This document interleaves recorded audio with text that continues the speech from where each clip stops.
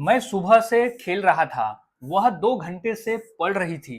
तुम कल से लिख रहे थे, हम 1 घंटे से क्रिकेट खेल रहे थे। तो welcome back to my English class guys. और आज के इस क्लास में हम इस तरह के वाक्य की इंग्लिश सीखने वाले हैं और इतनी आसानी से सीखेंगे कि आप सभी के लिए ऐसे वाक्य को इंग्लिश में बनाना और बोलना आसान हो जाएगा फॉर्मूले की मदद से, इंग्लिश फॉर्मूले की मदद से।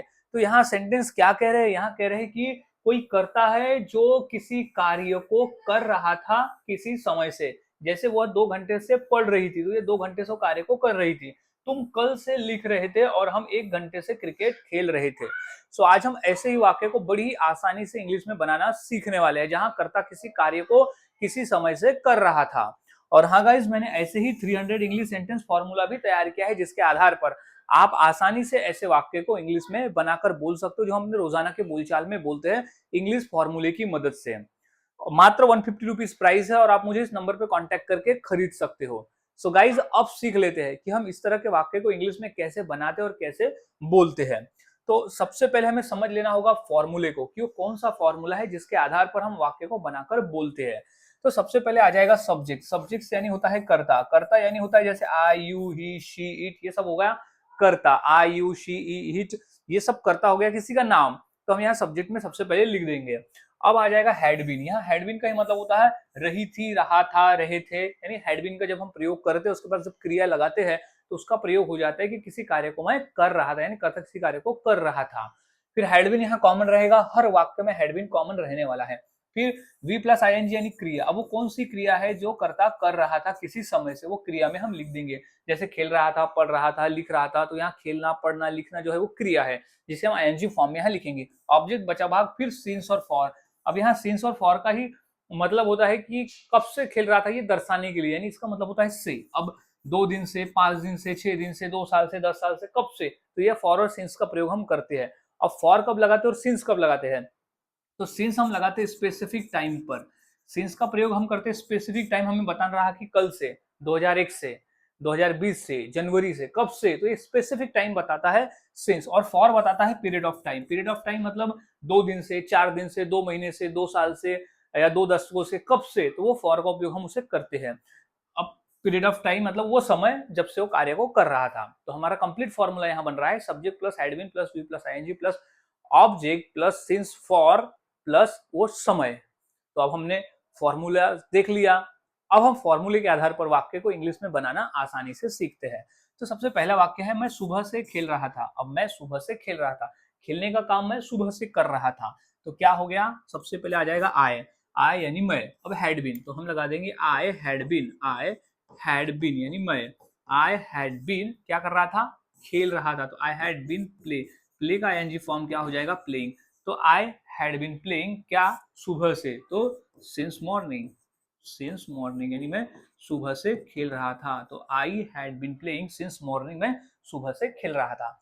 अब नेक्स्ट है वह 2 घंटे से पढ़ रही थी। वह 2 घंटे से पढ़ रही थी, तो रही थी तो आ जाएगा तो शी। हमारा सब्जेक्ट हो जाएगा सबसे पहले शी, फिर हो जाएगा हैड बीन, फिर लिख देंगे हम हैड बीन। तो शी हैड बीन।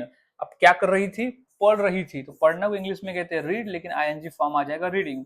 तो शी हैड बीन रीडिंग कब से? 2 घंटे से। फॉर का उपयोग हम यहाँ करेंगे क्योंकि यहाँ पर पीरियड ऑफ टाइम है, यानी ये बता रहे 2 घंटे, लेकिन अभी कौन से 2 घंटे वो पता नहीं। तो वो 2 घंटे से पढ़ रही थी, तो 2 hours, वह 2 घंटे से पढ़ रही थी।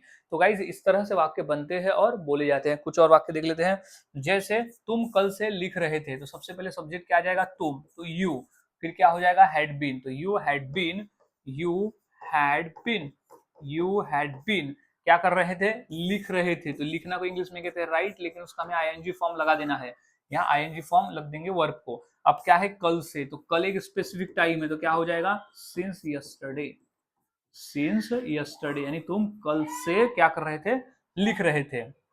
नेक्स्ट है हम 1 घंटे से क्रिकेट खेल रहे थे। तो हम की इंग्लिश क्या हो जाएगी? वी। वी के बाद हम क्या लगाएंगे? Had been. तो वी हैड बीन काफी आसान है, बस फॉर्मूले को फॉलो करते रहना है। We had been. अब क्या है? क्रिया का आईएनजी फॉर्म में लगाना है, तो यहाँ क्रिया क्या है? खेलना।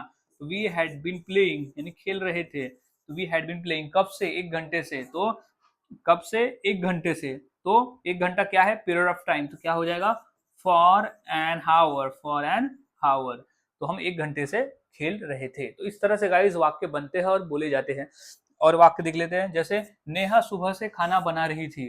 तो सब्जेक्ट क्या है सबसे पहले यहाँ, नेहा। तो सबसे पहले हम यहाँ लिख देंगे नेहा, फिर लगाते हैं हम हैड बीन।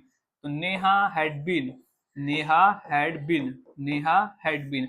अब कार्य, अब कौन सा कार्य कर रही थी वो, खाना बना रही थी। तो Neha had been cooking, Neha had been cooking. कब से कर रही थी, सुबह से। तो क्या हो जाएगा, सिंस मॉर्निंग। नेहा सुबह से खाना बना रही थी, तो सिंस मॉर्निंग। तो गाइस इस तरह से वाक्य बनते हैं। नेक्स्ट है, राजेश 3 घंटों से गा रहा था। तो क्या हो जाएगा, सबसे पहले तो सब्जेक्ट हमारा आ जाएगा राजेश। तो सबसे पहले हम यहाँ लिख देंगे राजेश सब्जेक्ट में, फिर हम लिख देंगे हैड बीन। तो Rajesh had been, Rajesh had been क्या कर रहा था, क्रिया। कौन सी क्रिया कर रहा था, तो गा रहा था। तो गाना को इंग्लिश में कहते हैं सिंग, लेकिन हम यहाँ लिखना क्या है उसका आईएनजी फॉर्म, तो सिंगिंग। तो राजेश हैड बीन सिंगिंग कितने, 3 घंटे से। तो फॉर 3 आवर्स, यानी 3 घंटों से राजेश क्या कर रहा था, गा रहा था। तो इस तरह से गाइस वाक्य बनते हैं और बोले जाते हैं। बहुत आसान है, फॉर्मूले को याद में रखो और प्रैक्टिस करते रहो। अब इसी फॉर्मूले के आधार पर 2 वाक्य देता हूँ। जैसे मैं सन 2012 से नागपुर में रह रहा था और वह 2 सालों से पढ़ाई कर रही थी। तो ये 2 वाक्य की इंग्लिश क्या होगी, इस फॉर्मूले के आधार पर मुझे कमेंट करके जरूर बताएं और प्रैक्टिस करते रहे। जितना प्रैक्टिस करोगे उतना आसान है और उतने ही आसानी से आप बनाकर इसे बोल लेते हो।